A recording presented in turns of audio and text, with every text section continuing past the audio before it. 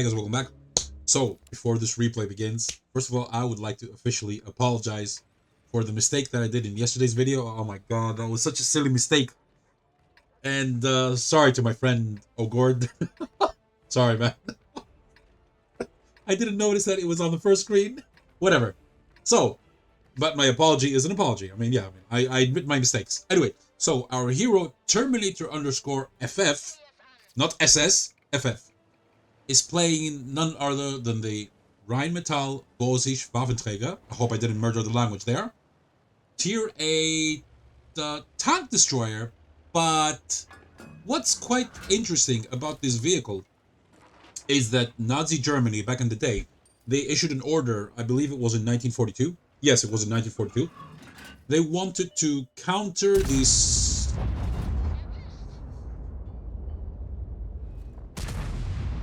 Nice start. Anyway, as I was saying, Nazi Germany wanted to counter the numerical superiority that the Russians had. So they ordered these specific types of vehicles. Many were made, but unfortunately, most of them did not get past the wooden, you know, little, what do you call them? Samples, examples, whatever. You get the picture. But in the end, this was made, as well as the Steyr Waffenträger, and it wasn't until 1944 where these were made out of cheap materials. They were cheap, cost-effective, and basically, yeah, that's their story. Originally intended as anti-tank self-propelled guns, something like that, if I remember correctly. There, go look it up. I believe you'll find it on some wiki or something. So our hero finds himself in mid-tier on Abbey. Abbey also happens to have the name Monastery in the file.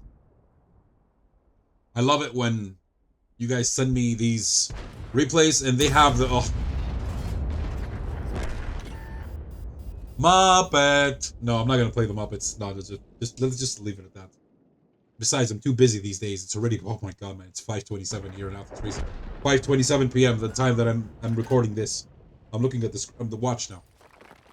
So, I like the fact that when you guys send me the replays the correct way, as I asked for, because it makes my life easier, and stay away from WoT Replays, because it's whatever. Yeah, I've said this too many times, but I keep saying it again and again and again. He's gonna shoot this guy.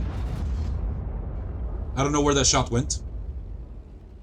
So, you send me the replays the correct way. I see the file name, and I feel happy. You shoot this guy?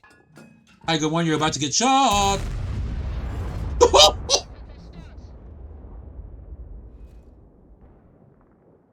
OMG.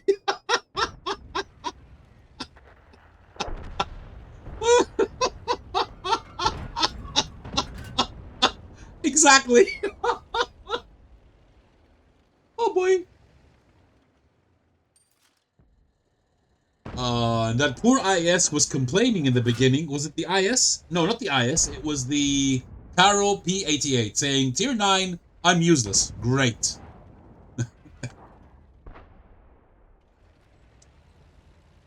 So what's the first thing that you do when you are about to enter into a new battle? The first thing that you do, and I'm going to show this.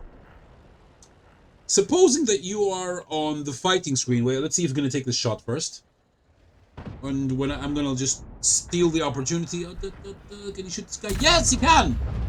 Nice. The first thing that you do is this. You look at the enemy lineup, you compare with your lineup, and you know what you're up against. This is the #1 thing. Ask any content creator, and if he's honest, he will tell you yes. He will nod his head and confirm and say yes. He will tell you yes. I agree with Zach on that one. Even if we disagree on many things.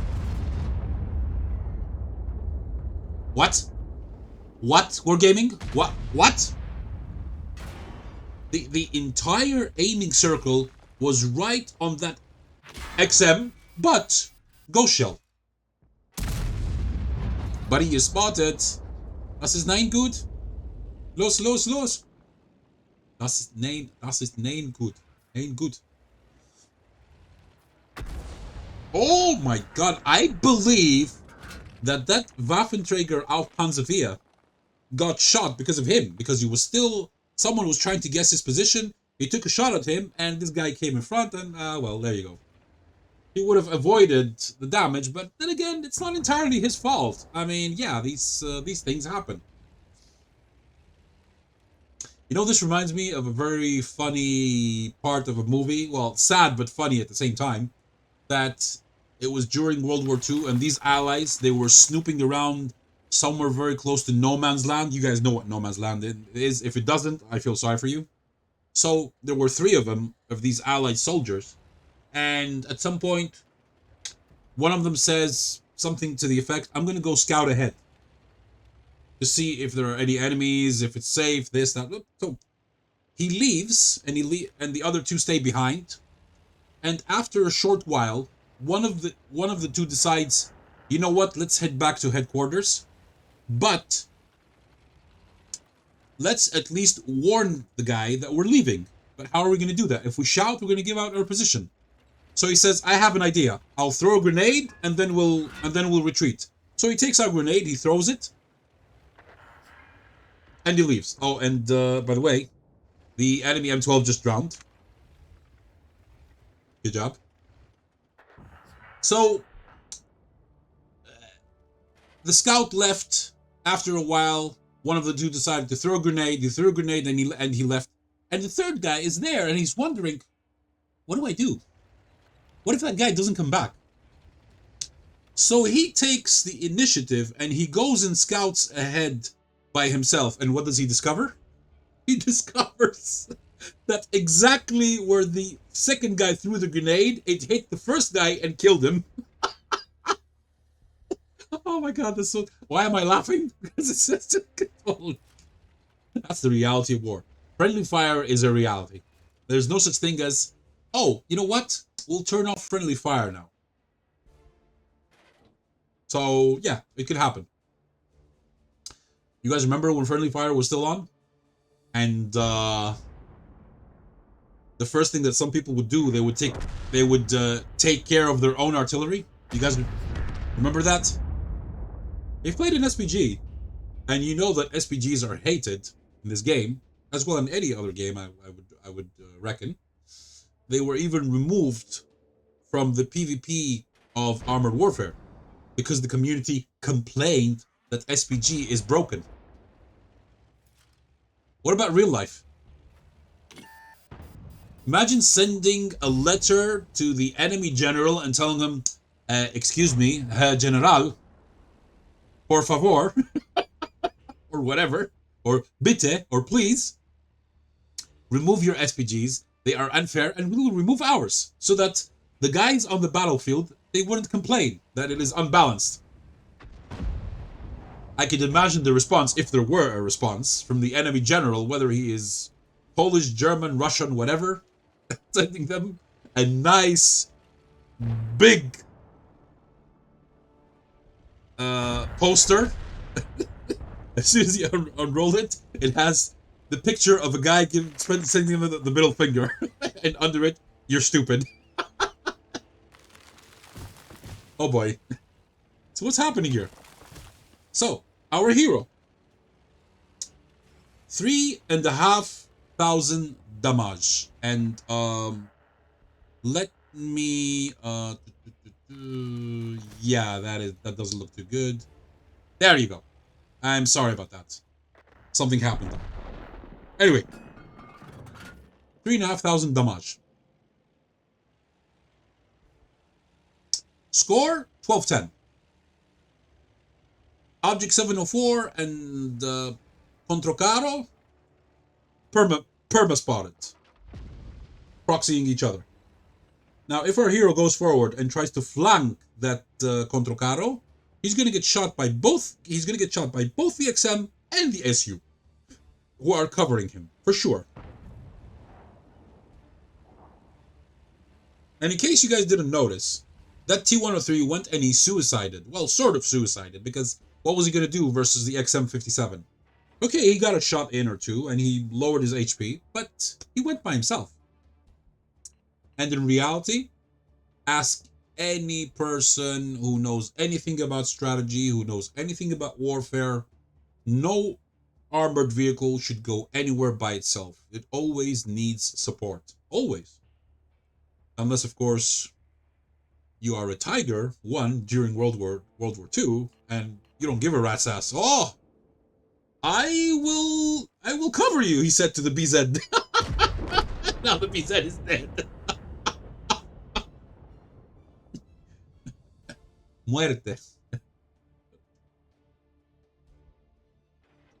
Muerte, signore. Che sta facendo? Are you muerte? That's good.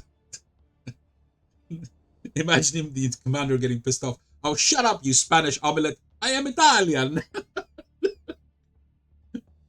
Oh, boy. You guys know the reference to that one? You're a legend. One guy calls the other guy, you Spanish omelette. The other guy is you Italian macaroni. Oh, man. That was one of the funniest sitcoms ever, which back then the humor was original. There you go. Let's let's fall back. That's a very good idea. To Leo. So as I was saying, back then the humor was original. The jokes were so funny, and they weren't either sexist or racist or prejudiced or anything.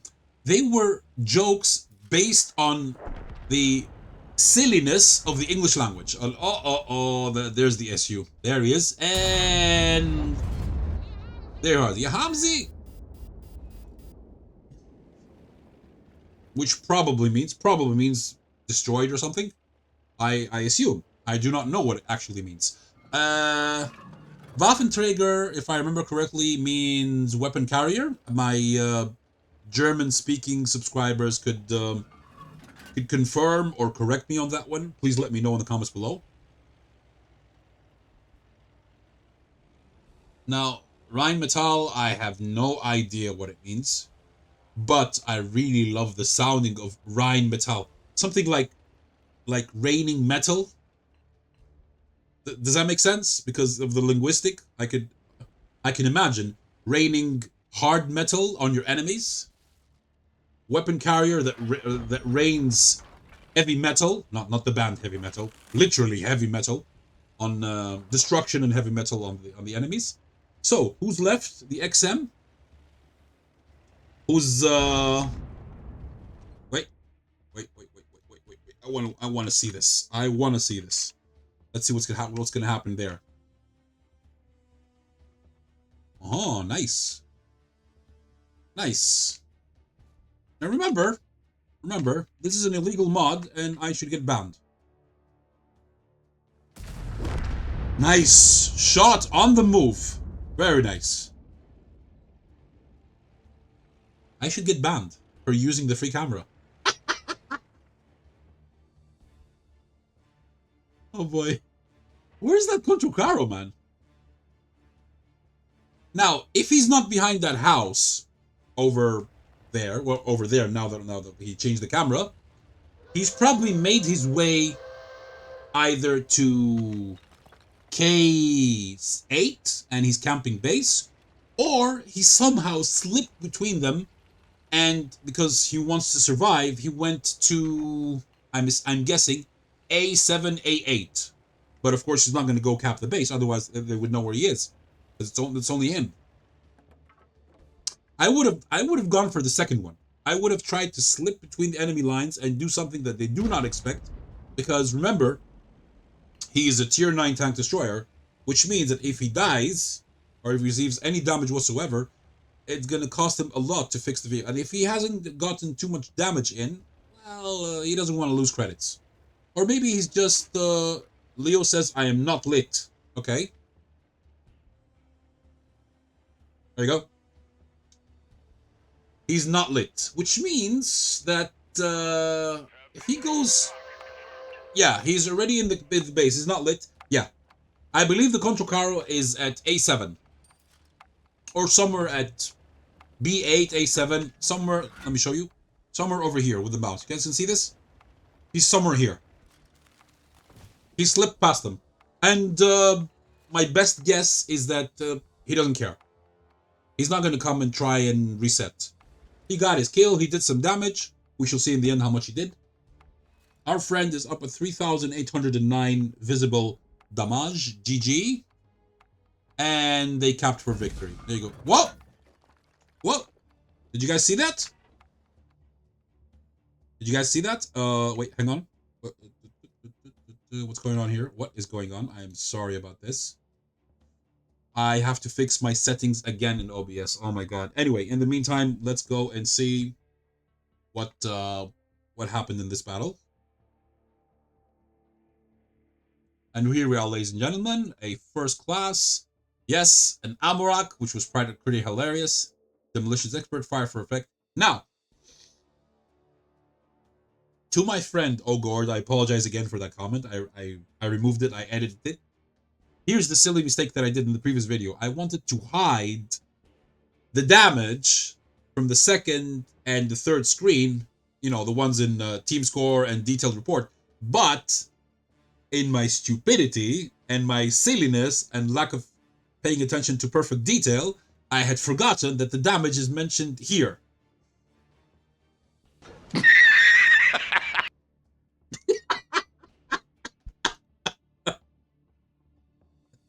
But, in all due fairness, I am laughing at my own silliness. So, if that doesn't take strength, then I do not know what does. So, let's continue. 49.2k, 1578, 55 bonds.